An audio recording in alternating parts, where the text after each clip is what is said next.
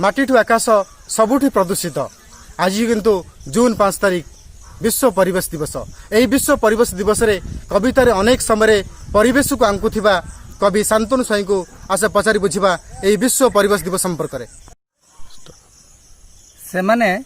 सेमाने लुहारे रास्ता गढ़िले, नियारे चलिले, पथर रे घर गढ़िले, पथर रे हृदय कले, पथर रे पथ, पथर रे फूल, पथर रे चित्र आंकु आंकु पथर रे मनीष पलटि गले। माटीर पृथ्वी धीरे धीरे पलटि जाउची पथर पृथ्वी। ना पथर रु नीर, ना पथर माठू क्षीर, प्रेम एठी पथर, संपर्क एठी शिला। विश्व परिवेश दिवस रे आस एसबू को भूली सबुज पृथ्वी, गछर मनीष, कोइलीर स्वर, जोठी वर्षा फेरुथिबो आम गाँ देई, फगुण फेरुथिबो तम गाँ पवन को छुई, सेमाने निश्चय फेरिबे परिवेश को आस फेरइबा गछटिए लगई। परिवेश जिंदाबाद, परिवेश जिंदाबाद। आज विश्व परिवेश दिवस यही अवसर रे समस्त जनसाधारण को एवं परिवेश को भल पाउथुवा मनुष्य मान को मोर हार्दिक अभिनंदन। आज विश्व परिवेश दिवस। विश्व आज समग्र विश्व परिवेश को नहीं चिंता करुच्ची। ता कारण ना परिवेश आज दिन में अवक्षय मुक्त। आम्भे माने समस्ते सतर्क होगापी पड़ो परिवेश को नहीं। कारण ये पृथ्वी पृष्ठ रे आमे समस्ते बास करुचंती। ये परिवेश को नहीं आमे आज ये जीव जगत संभव होईची, प्राणी जगत संभव होईची। तेणु वास्तव में दिन को दिन अवक्षय होबार लागिछि आमर परिवेश। कालक्रमे ये पृथ्वी पृष्ठरू अनेक जीव मानकर विलय घटी सारलानी। जेपरिक डायनोसर आज पृथ्वी रे नाहांती एवं एहीपरि अनेक जीवजंतु आज पृथ्वी पृष्ठरू विदाय नेलेनी केवल ये परिवेश कारण नहीं। समय आसीबो निजे मनीष ही तार अवक्षयर कारण हब। समय क्रमे मनीष जाति दूरे न जाऊ ये पृथ्वी। मोर समस्त निवेदन समस्ते एकत्र होई ये परिवेश पई चिंता करिबा एवं ये गोटे सुस्थ परिवेश ये विश्व रे तैयारी हब। मानव सभ्यता समाज सहित समस्त जीव जंतु कीट पतंग समस्ते रहिबार अधिकार अछि परिवेश रे। समस्त को परिवेश अनुकूल होगा दरकार। एवं मोर एतिकी शेष निवेदन रहिबो जे समस्ते वृक्षरोपण करिबा एवं जेते मात्रा रे आमे चिंता करिबा जे पॉल्यूशनटा ए परिवेश रो कम हो एवं परिवेश सुस्थ रो। Good morning, dear friends. Today is World Environment Day.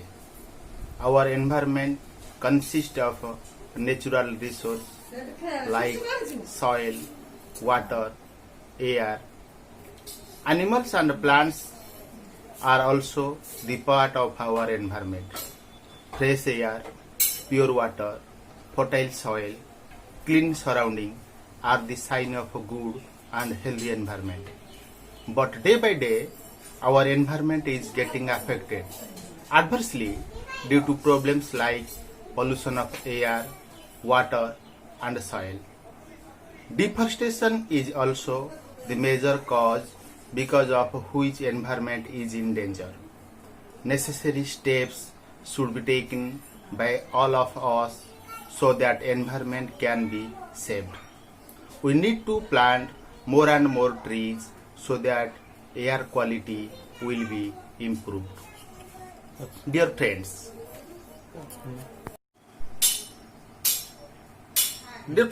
use of plastics should be minimized.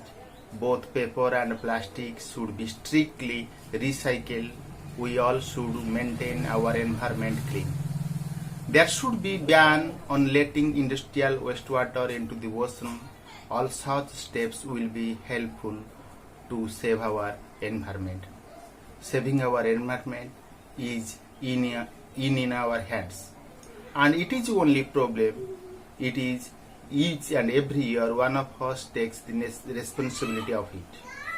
I am saying 10 points. Please listen these points and do accordingly to save our environment. World Environment Day. World Environment Day is celebrated on June 50 every year across the world. Second point is the main motto of celebrating of this day is to raise awareness and protect our environment. My third point is World Environment Day was first celebrated in 1974 with the theme of Only on Earth. My fourth point is the World Environment Day is celebrated with a new theme every year to learn and share ways to save our environment. My fifth point is the theme of World Environment Day 2020 this year is celebrate only on biodiversity. My sixth point is the day focuses and reminds us the increasing environment issues. My seventh point is World Environment Day motivates people to plant more and more trees and be mindful of our harmful activities. My eighth point is we must protect our environment to protect the survival of human life and earth. My ninth point is we all should contribute by planting more and more trees, reduce waste, recycle and reuse things. My 10th point is Mother Earth is our home and it is our duty to keep our environment safe and clean for better tomorrow. Dear friends, this is 5th June World Environment Day. It is request to all of you that you please plant one trees today and save our earth. Thanks. Jai Hind. विश्व परिवेश दिवस रे आपण मानकु मोर नमस्कार। परिवेश सुरक्षा पाई प्रत्येक वर्ष जून 5 तारिख रे विश्व परिवेश दिवस पालन करा जाए। विश्व स्तर रे परिवेश प्रति राजनैतिक तथा सामाजिक जागरण सृष्टि करबा निमंते विश्व परिवेश दिवस पालन करिया पाई मिलित जातिसंघ 1972 मसिया रे घोषणा करिथिला। मिलित जातिसंघ साधारण सभा द्वारा 1972 मसिया जून 5 तारिख रु जून 16 जाए आयोजित विश्व परिवेश सम्मेलन आलोचना पर यह घोषणा करा जायथिला। 1974 मसिया जून 5 तारिख रे प्रथम विश्व परिवेश दिवस पालन करा जायथिला। 1972 मसिया रे मिलित जातिसंघ द्वारा मानव परिवेश उपर मिलित जातिसंघ साधारण सभा आयोजित होइथिला।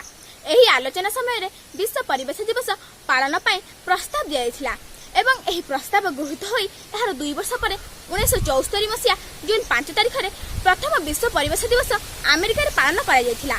एहा पर 1978 मसिया रे एहार केंद्र परिवर्तन करिवार प्रस्ताव आस्तिला एवं सही ठारू एहाकु आयोजन करिया पई विभिन्न देश चयन करा जायथिला। प्रतिवर्ष 143 रु अधिक देश रे एथिरे अंशग्रहण करंती। एथिरे अनेक सरकारी सामाजिक स्तर रे तथा व्यवसाय सुरक्षा पाई एही दिनटी गुरुत्वपूर्ण जेउठारे समग्र विश्व परिवेश सुरक्षा मध्यरे परिवेश समस्या उपजुथिबा समस्या समाधान पाई एक उपाय खोजी थाए। लोकमानकु मध्यरे परिवेश बाबदरे सचेतनता सृष्टि करिया पाई जातिसंघ द्वारा विश्व परिवेश दिवस पालन हेउछि। विश्वर सर्वबृहत्तर वार्षिक कार्यक्रम एहार मूल उद्देश्य हेउछि आम प्रकृतिर सुरक्षा पाई सचेतन सृष्टि करिबा। परिवेश बाबद ये कहवा कथा मोर जे आमे प्रचार रे व्यस्त परिवेश बाबद प्रचार रे व्यस्त लेखार व्यस्त कहबार व्यस्त किंतु परिवेश दिन को दिन नष्ट होउछि से आम दुखित नुह।